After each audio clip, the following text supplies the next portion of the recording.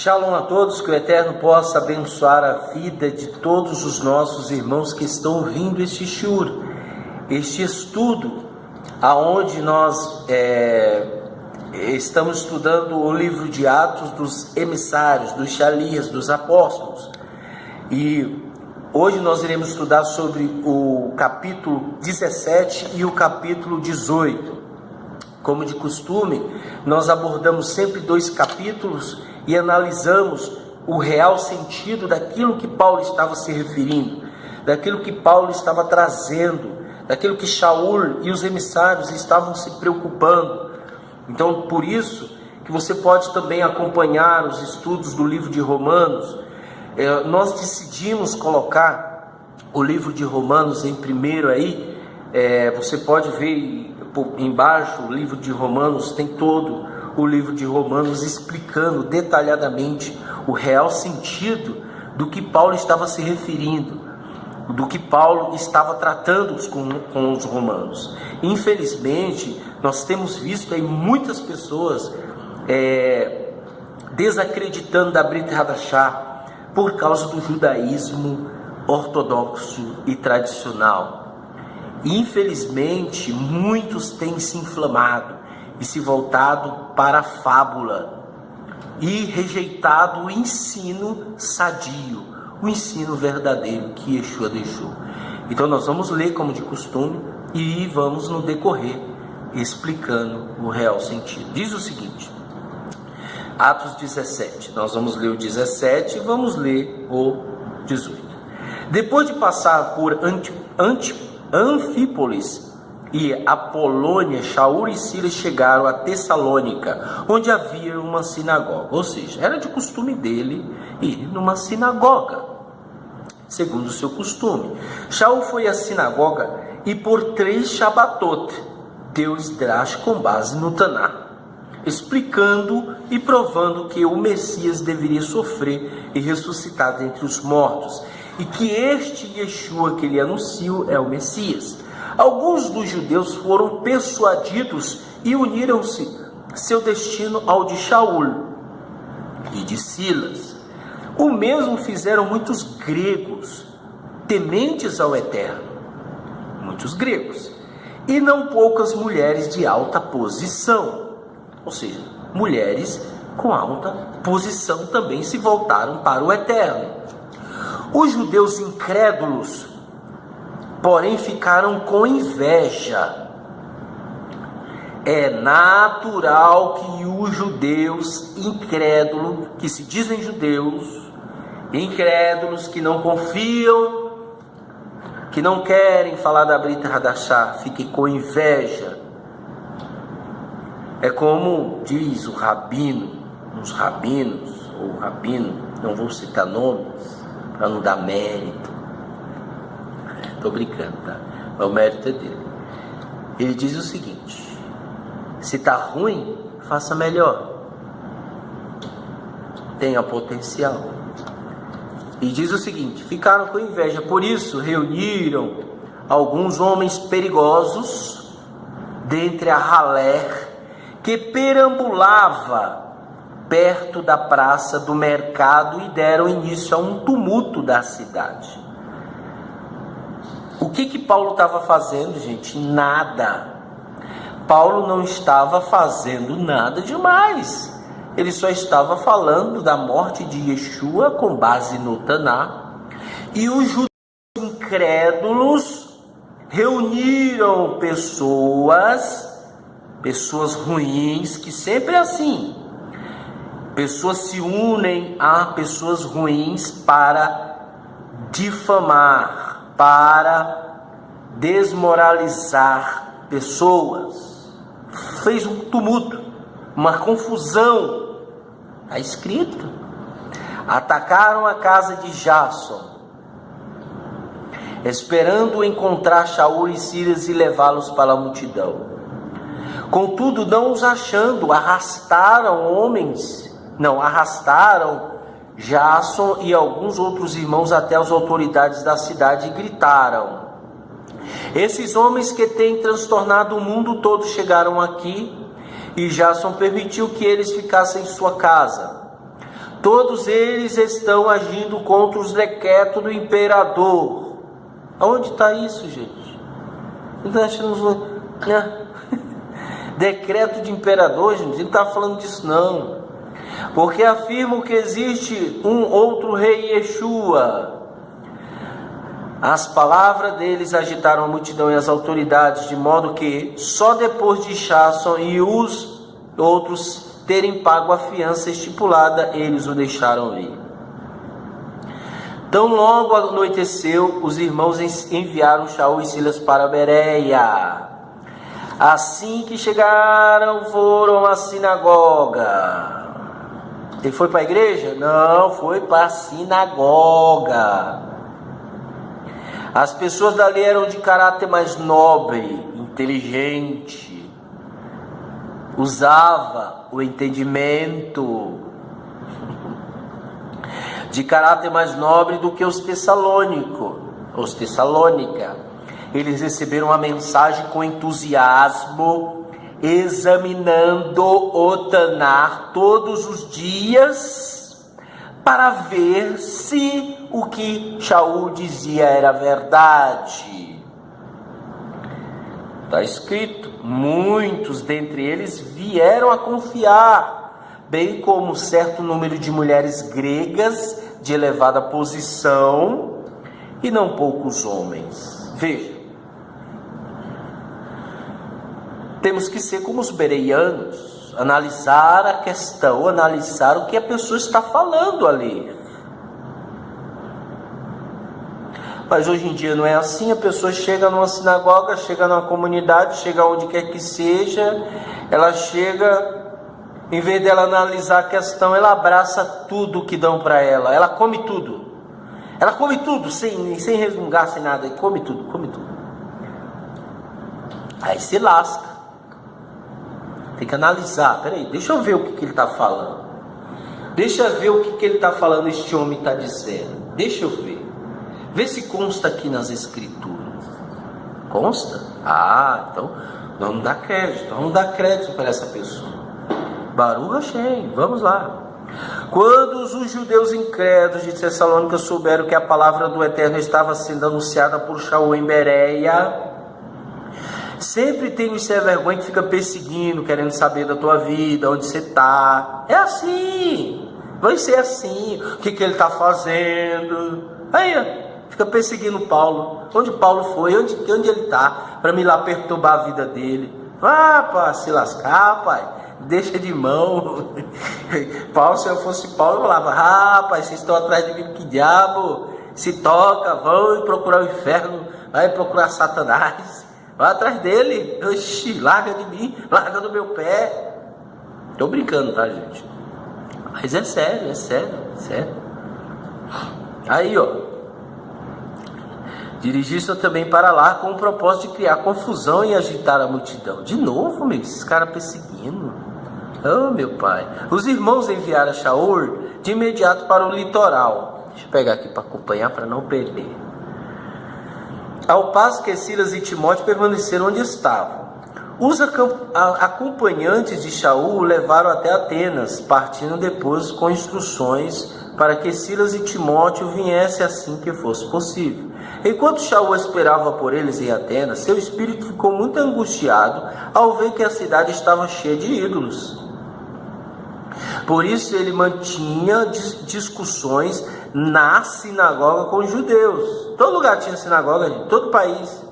E os tementes ao Eterno, bem como na praça do mercado, todos os dias com quem se encontrava por ali. Também um grupo de filósofos epicureus e estoicos começou a se encontrar com ele. Alguns perguntavam: o que esse tagarela está tentando dizer?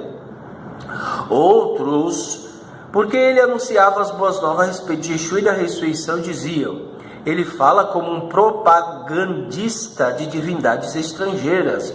Isso aqui é os filósofos, tá? Os filósofos, blá blá blá blá blá blá blá blá blá. Eles gostam de falar, os filósofos.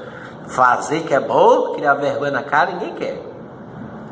Então os levaram ao concílio máximo, dizendo: podemos saber que novo ensino é esse que você está apresentando? Algumas coisas que ouvimos de você soam estranho para nós, e queremos saber o seu significado. Todos os atenienses, os estrangeiros que ali viviam, passavam tempo falando ou ouvindo a respeito das últimas novidades dos intelectuais. Se reuniam na praça, os intelectuais, os filósofos, ficavam debatendo, conversando, jogando conversa fora. Shaul levantou-se no meio da reunião do concílio e disse: homens de Atenas, percebo quão religiosos vocês são em todos os aspectos. Porque andando pela cidade observei seus santuários e encontrei até um altar no qual estava escrito: a um Deus desconhecido. Portanto, aquele a quem vocês adoram sem conhecer é quem eu lhes anuncio. O Eterno criou o universo e tudo que nele há, que é Senhor do céu e da terra. Não habita em templos erigidos por mãos humanas, tampouco é servido por mãos de homens, como se lhe falasse algo, porque ele mesmo que dá a vida, o fôlego e todas as coisas a todos. De um homem ele fez todas as nações que vivem sobre a face da terra e fixou os limites de seus territórios e os períodos nos quais surgiram. O Eterno fez isso para que as pessoas procurassem por ele e talvez o alcançassem e encontrassem, embora na verdade ele não esteja longe de cada um de nós. Porque nele vivemos, nos movemos e existimos. Como disseram alguns dos poetas dentre vocês, ele conhecia a filosofia. Todos nós somos na verdade seus filhos, assim visto que somos filhos do Eterno. Não devemos supor que a essência divina seja semelhante a ouro, a prata ou a pedra moldada pela técnica de imaginação humana. No passado, o Eterno não levou em conta essa ignorância, mas agora ele ordena a todas as pessoas em todos os lugares que se voltem para ele abandonando os seus pecados, porque ele estabeleceu o dia em que julgará a terra habitada e os fará de forma justa por meio do homem a quem designou, e deu provas públicas disso a todos, ressuscitando este homem dentre os mortos. A menção da ressurreição dos mortos, alguns começaram a zombar, enquanto outros disseram: queremos ouvi-lo outra vez a respeito deste assunto. Assim Shaul deixou a reunião. Alguns homens juntaram-se a ele e passaram a confiar, incluindo Dionísio, membro do concílio máximo, e também uma mulher chamada Damares, e outros passaram a crer com eles. Capítulo 18. Depois disso, Shaul deixou Atenas e foi para Corinto, onde encontrou um judeu chamado Aquila, natural do Ponto, recém-chegado à Itália com sua mulher Priscila, porque Cláudio havia expedido um decreto expulsando todos os judeus de Roma. Aqui você entende que Cláudio era o imperador da época. Shaul foi vê-los e, por terem a mesma profissão, fabricante de tendas, ficaram morando com eles e também trabalhando juntos. Paulo tinha profissão.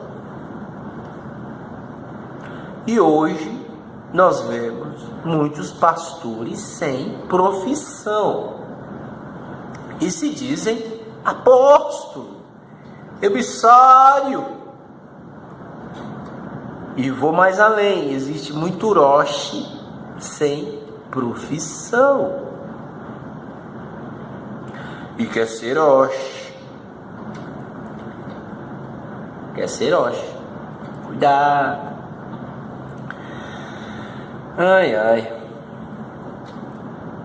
Todo Shabat Shaul debatia na sinagoga, onde tentava convencer judeus e gregos. Depois de Silas e Timóteo terem chegado da Macedônia, Shaul passou a dedicar-se exclusivamente ao anúncio da mensagem, testemunhando cabalmente aos judeus que Yeshua é o Messias. Quando, porém, eles se lançaram contra Shaul e começaram a insultá-lo, ele sacudiu a roupa e lhe disse: que seu sangue recaia sobre vocês. Da minha parte, de agora em diante irei para os Goim. gentios. Assim ele entrou na casa de um temente ao Eterno, chamado Tício, justo, que era vizinha da sinagoga. Crispo, o líder da sinagoga, depositou sua confiança no Senhor. Existe um líder na sinagoga. Existe um Rosh. Existe um líder, um Rosh. Existe uma pessoa, um rabi, um mestre que ensina. Existe. Devemos saber disso. Existe. Depositou sua confiança no Senhor com toda a sua casa. Também diversos coríntios que ouviram confiaram e foram imersos. Ao requisito básico para quem confia em Yeshua, quem acredita, se emerge, ser imerso, batizado, como chama a igreja. Certa noite, em uma visão, o Senhor disse a Shaul, o Eterno: não tenha medo, mas continue falando, não pare, porque eu estou com você. Ninguém conseguirá machucá-lo, porque tem muita gente nessa cidade. Portanto, Shaul permaneceu ali durante 1 ano e meio, ensinando-lhe a palavra do Eterno. Quando Gálio era governador da Acaia, os judeus incrédulos fizeram um acordo para atacar Shaul e levá-lo ao tribunal, dizendo: este homem está tentando persuadir o povo a adorar o Eterno de uma forma contrária à Torá. Shaul ia defender-se quando Gálio disse aos judeus: ouçam, judeus, se esse fosse o caso de alguém ter sido ferido ou de um delito sério, eu o ouviria com toda a paciência. Esse assunto, porém, envolve questões relativas a palavras e nomes da lei de vocês. Portanto, ele deve ser tratado por vocês mesmos. Recuso-me a julgar tais assuntos. Inteligente ele, muito inteligente esse governador. Aprendeu com aquele lado, com o que condenou Yeshua, né? Que mandou açoitá-lo, né? E mandou retirá-lo do tribunal. Eles agarraram Sóstenes, o líder da sinagoga, outro líder, e os espancaram diante do tribunal. Gálio, porém, não demonstrou nenhuma preocupação. Shaul permaneceu ali por algum tempo, depois despediu-se dos irmãos e navegou para a Síria, após ter cortado o cabelo em Secreia, fazendo um voto. Estava com ele Priscila e Áquila. Este voto é o voto do Nazireu, o voto do Nazireu. Ele deixou o cabelo crescer e ele cumpriu este voto. Não bebia vinho e não comia uvas, suco de uvas. Chegaram a Éfeso e ele os deixou ali, dirigiram-se à sinagoga e manteve o diálogo com os judeus. Eles lhe pediram que permanecesse um pouco mais, porém ele declinou. No entanto, em sua despedida disse: querendo o Eterno, voltarei novamente. A seguir zarpou para Éfeso. Aportando em Cesareia, subiu a Jerusalém e cumprimentou a comunidade messiânica e desceu a Antioquia. Passando algum tempo ali, atravessou as regiões da Galácia e a Frígia, fortalecendo os talmidins. Enquanto isso, um judeu chamado Apolo, natural de Alexandria, chegou a Éfeso. Ele era orador, eloquente, com bastante conhecimento do Taná. Esse homem foi instruído sobre o caminho do Senhor e com grande fervor espiritual falava e ensinava acuradamente os fatos a respeito de Yeshua. Entretanto, ele conhecia apenas a imersão de Yohanan. Ele começou a falar de forma ousada na sinagoga. Quando Priscila e Áquila o ouviram, levaram-no à parte e lhe explicaram o caminho do Eterno com mais detalhes. E escreveu aos talmidins de lá para que os recebessem. Quando chegou ali ajudou bastante aqueles que mediante a graça passaram a confiar, porque ele refutava em público de forma poderosa e conclusiva os judeus incrédulos, demonstrando pelo Tanar que Yeshua é o Messias. Veja, os assuntos abordados nesses dois textos, nesses dois capítulos são: Paulo frequentava constantemente a sinagoga, debatia assuntos. Paulo debatia. E nós temos aqui uma outra pessoa que surgiu, e ele conhecia só a imersão de Yohanan, de João Batista. E nem por isso os discípulos o desprezaram, não. Pelo contrário, ele tinha eloquência, falava muito bem do Tanar, disputava, refutava os judeus incrédulos. E o que eu quero dizer com isso é que tem que haver um preparo. O assunto desses dois textos é que nós devemos ser preparados para manusear bem a palavra do Eterno, de maneira construtiva, de maneira sadia, para que haja conversão desses corações que estão precisando serem mudados. E outro detalhe interessante é que os imperadores, o governador, isso é fato histórico, cidades, países que Paulo Shaul, ele ia. E outro detalhe interessante, que é aqueles de Bereia, as mulheres de alta posição, as pessoas de Bereia, pessoas com entendimento aguçado, pessoas inteligentes, que quando Paulo falava, eles iam analisar no Tanar para ver se estava escrito. Isso nos arremete e nos deixa entender que devemos ser como essas pessoas, devemos ser exemplos, devemos construir algo em harmonia com a Torá e com a Brit Hadashah, e assim façamos crescer o nome de Yeshua HaMashiach, e pela confiança de Yeshua HaMashiach, que fez a expiação pelos nossos pecados, ele possa construir nova criatura em nós. Este é o texto que eu deixo para vocês, em nome de Yeshua HaMashiach, e que você possa se voltar para o Eterno, e que você possa viver conforme Ele deseja. Que a graça do Senhor esteja contigo, que a presença dEle esteja contigo, que a misericórdia dEle jamais se aparte da sua vida, e que Ele te dê a Shalom, hoje, amanhã e para todo sempre. Beshem Yeshua HaMashiach. Amém.